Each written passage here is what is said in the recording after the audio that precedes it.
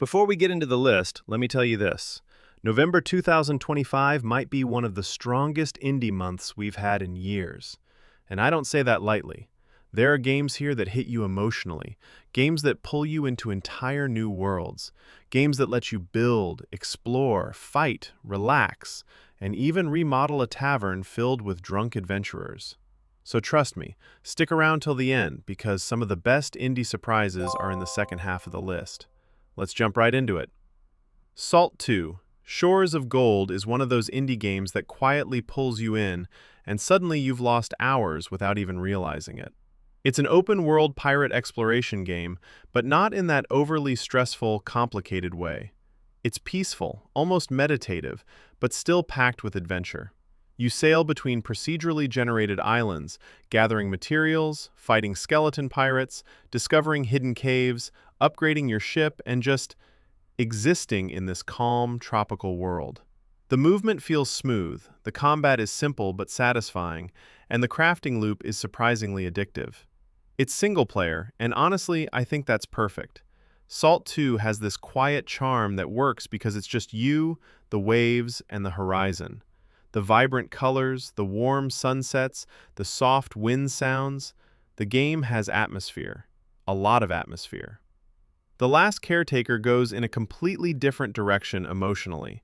This is a cozy but deeply reflective game where you're restoring a small cabin in the wilderness and taking care of injured animals. There's something incredibly soothing about it. You craft, you cook, you repair things, you clean, and you help wildlife recover. It's slower, but intentionally so.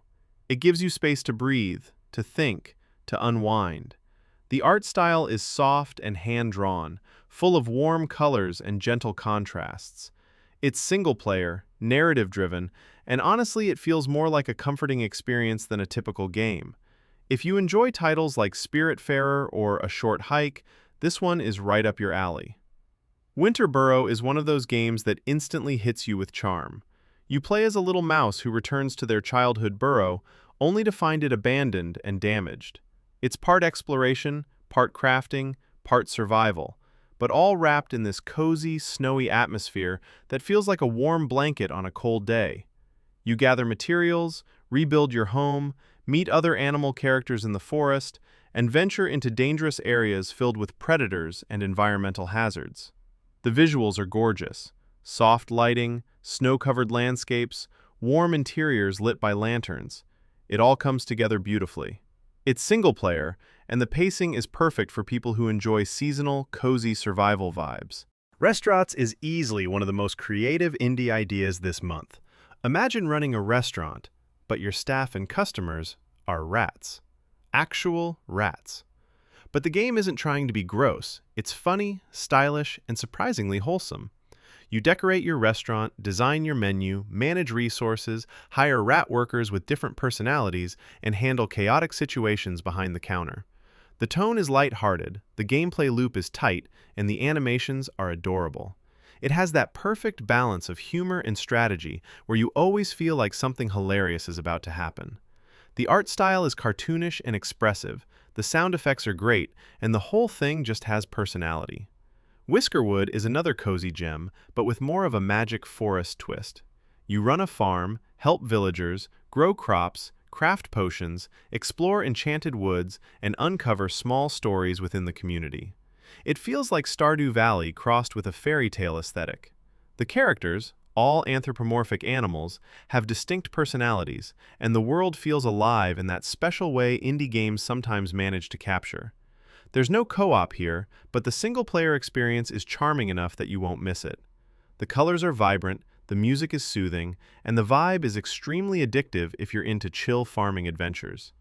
Demonschool flips the tone completely. This is a tactical RPG inspired by old-school Persona and Shin Megami Tensei vibes, but with its own twist. You play as students fighting demons, navigating relationships, managing classes, and exploring a stylish, creepy world. The turn-based combat feels snappy and modern. You plan all your moves in advance, then watch everything unfold at high speed. It's tactical but not slow. The pixel art style is insanely stylish with bold colors, sharp animations, and a strong identity. The story goes from weird to weirder, but in a fun way. It's single-player, but it feels like a full-length RPG with depth, humor, and fantastic presentation. Tavern Keeper might be one of the funniest management sims in years. You run a medieval tavern, and everything that can go wrong will go wrong. Drunk adventurers starting fights, food catching fire, bards annoying customers, weird fantasy creatures visiting your shop. The humor is everywhere. You design the layout, hire staff, craft recipes, and keep everything running while chaos unfolds around you. It's basically a spiritual successor to Theme Hospital, but in tavern form. The animations are expressive, the systems are deeper than they look, and the game has that just one more day loop that can keep you hooked for hours. News Tower is another management sim, but with a more grounded theme. You're running your own newspaper company in the 1930s. You hire journalists, choose which stories to run, deal with political pressure, balance finances, and manage deadlines. What makes it interesting is how the game blends storytelling with strategy. Each article you publish affects your readership, your reputation, and how different factions treat you. It's surprisingly immersive, and the art style, that clean, cartoonish, isometric look, works perfectly for a newspaper empire theme. It's single-player, but it feels big, dynamic, and full of personality. Cleared Hot is the adrenaline game on this list. It's a tactical helicopter combat experience where you fly modern military aircraft, complete missions, fire rockets, provide air support, and basically cause absolute destruction from the sky. The controls are realistic enough to feel serious, but still accessible so you're not struggling to fly. The explosions and particle effects look fantastic, and the environments, deserts, mountains, coastal regions, give each mission a different feel. The game is single-player at its core, but it feels huge and immersive thanks to how detailed the cockpit views and sound design are. If you like military sims, this one is a must-watch. And finally, Shelldiver.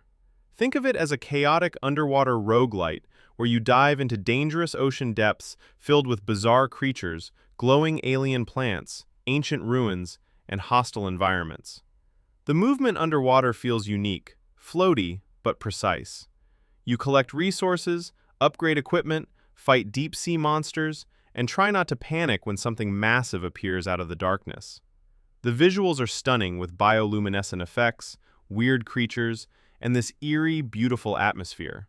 It's single-player, and every run feels different thanks to procedural layouts and unpredictable enemies. If you enjoy deep-sea exploration mixed with action and mystery, this game is going to grab you. And that's why November 2025 is such an impressive month for indie games. You've got cozy adventures, creative management sims, atmospheric RPGs, tactical combat, underwater roguelites, and survival exploration. Something for literally every type of player out there. Thanks for watching, and I'll see you in the next video.